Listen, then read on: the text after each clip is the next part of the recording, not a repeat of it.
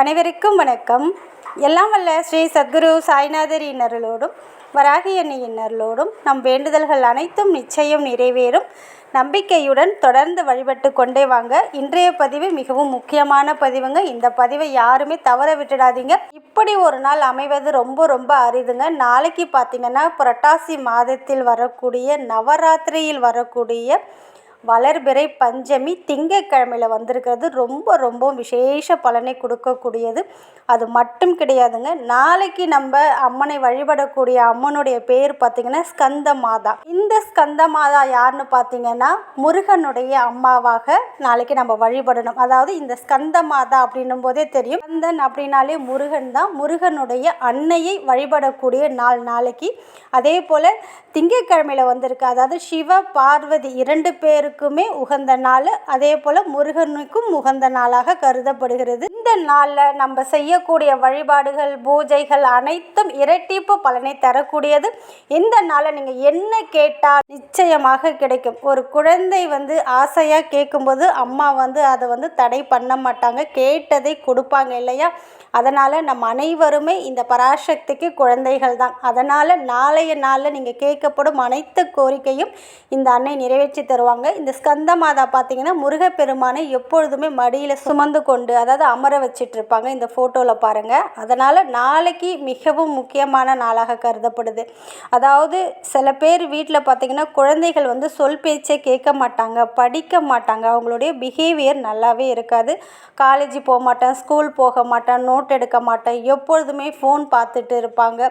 Bad habit இருக்கும். சில பேர் பார்த்திங்கன்னா காலேஜ் படிக்கிற பசங்களாக இருக்கட்டும், இல்லை உங்களுடைய குழந்தைகள் யாராக பெரியவரோ சிறியவரோ யாராக இருந்தாலும் அவங்கள்ட்ட இருக்கிற தீய பழக்கங்கள் எல்லாம் வெளியில் போகணும். அதே போல் சில பேர் பார்த்திங்கன்னா குடிக்கு அடிமையாக இருப்பாங்க, மது அருந்துதல், சிகரெட் பழக்கம் இருக்கும். இது எல்லாம் முற்றிலும் உங்களுடைய குழந்தைகளை விட்டு போகணும் அப்படின்னு நினச்சிங்கன்னா நாளைய நாளை தவற விடாதீங்க. அது மட்டும் கிடையாதுங்க, நீங்கள் நல்ல ஒரு தீர்க்க சுமங்கலி வரம் வேண்டும், குடும்பத்தில் மகிழ்ச்சி நிம்மதி அதிகரிக்கணும், மங்களகரமான நிகழ்வுகள் உங்கள் வீட்டில் நடக்கணும் அப்படின்னாலுமே நாளைய நாளை நீங்கள் தவற விட்டுடாதீங்க. நம்ம செய்யக்கூடிய ஒவ்வொரு பூஜையும் ஒவ்வொரு வழிபாடும் பலன் கொடுக்காம ஒரு நாளும் போகாது.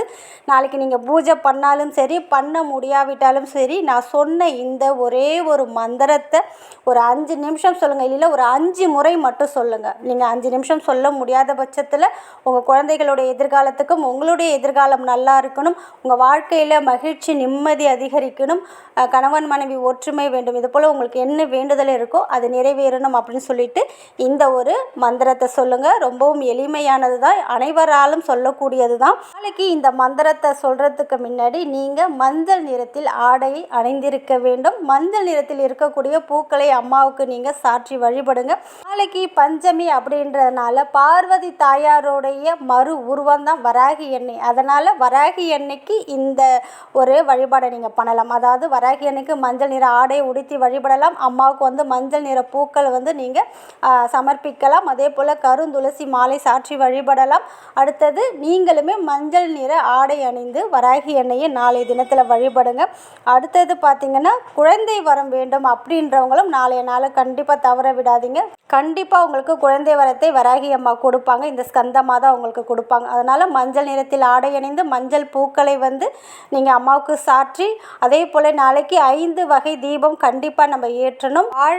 வாழை இலை கிடைக்காத பட்சத்தில் நீங்கள் ஏதாவது தாம்பலத்தட்டு எடுத்துக்கோங்க. அதில் 5 அகல் விளக்க நீங்கள் இந்த முறையில் சுத்தம் பண்ணணும். அதாவது 5 அகல் விளக்க முதல்ல சுத்தமான தண்ணீரில் வாஷ் பண்ணிவிட்டு, அடுத்தது ஒரு பாத்திரத்தில் மஞ்சளை 1 ஸ்பூன் போட்டு அந்த மஞ்சளில் தண்ணீரை கலந்து அதில் இந்த 5 அகல் விளக்கையும் ஒரு 1/2 hour போட்டு வச்சுடுங்க. இந்த மஞ்சளை அந்த 5 விளக்கும் நல்லா அப்சர்வ் பண்ணியிருக்கும், ஈர்த்து உள்ளே வச்சுருக்கோம். நம்ம என்ன தான் மஞ்சள் குங்குமம் மேலே வச்சாலும் அது அழிஞ்சிடும். ஆனால் இப்படி மஞ்சள் தண்ணியில் ஊற வைக்கும்போது அது மங்களகரமாக மாறிடும்.